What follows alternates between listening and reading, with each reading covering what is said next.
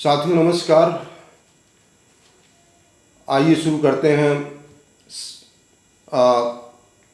कुछ ऐसे दिन होते हैं जो कि बहुत ही महत्वपूर्ण होते हैं और 6 अक्टूबर का दिन ऐसा ही दिन है। 2021 में संयुक्त राष्ट्र में की सभा ने, यूनेस्को ने ये निर्धारित किया था कि हम राष्ट्रीय जैव विविधता अंतर्राष्ट्रीय जैव विविधता दिवस मनाएंगे। वास्तव में हमने जितना भी इस धरती से लिया है, हमें धरती को उतना ही वापस भी करना है ताकि ये धरती आने वाले लोगों के लिए भी बनी रहे। तो पृथ्वी की उत्पत्ति से आज तक चट्टानों,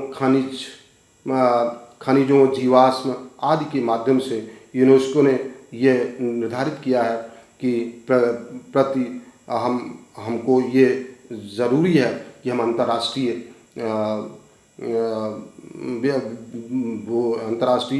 विविधता दिवस मनाएं। भारतीय भूवैज्ञानिक सर्वेक्षण के अनुसार ये सर्वेक्षण किया गया। उस सर्वेक्षण में ये पाया गया है कि 10 ऐसे स्थान हैं जहाँ पर कि हमें पार्क, जो जियो पार्क हम बना सकते हैं। जो जियो पार्क होगा उसमें बहुत सारी चीज़ें होंगी। तो जियो पार्क के लिए 100 लगभग सर्वे किए गए, लेकिन अभी तक जो हमें सर्वे में प्राप्त हुआ है उसमें 10 राजस्थान में स्मारक चिन्हित किए गए हैं। और इसके अतिरिक्त एपी और कर्नाटक में 4, और केरल में 2, और गुजरात में 2, महाराष्ट्र में 2 और छत्तीसगढ़ में 1 इस तरह का निश्चित किया गया है।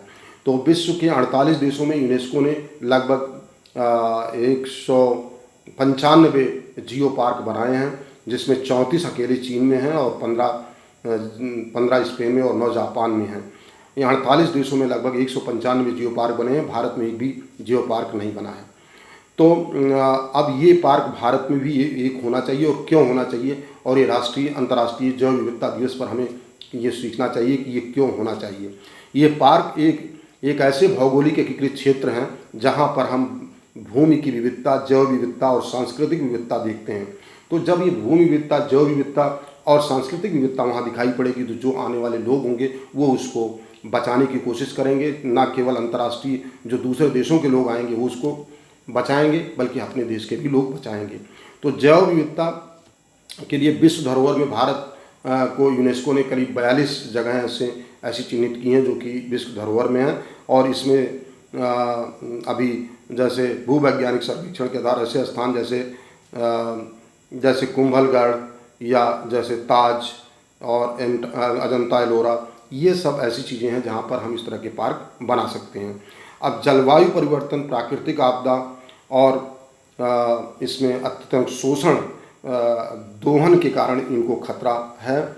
जियो पार्क को हम जैव विविधता और सांस्कृतिक विरासत और कला की इतिहास को प्रदर्शित करके इसको हम चरितार्थ कर सकते हैं। वहाँ पे अपनी कला को भी बचा सकते हैं, संस्कृति को भी बचा सकते हैं और अपनी जैव विविधता को भी बचा सकते हैं। और इस प्रकार से हम देश में ऐसी स्थिति पैदा कर सकते हैं जिससे हमारी जैव विविधता और हमारी सांस्कृतिक विविधता और हमारी जो ऐतिहासिक धरोहर है वो सब बची रहे। और इस प्रकार से हम ऐसे इससे प्रेरणा लेकर के हम अपने आने वाली पीढ़ियों को भी इसके प्रति सचेत कर सकते हैं। Thank you very much.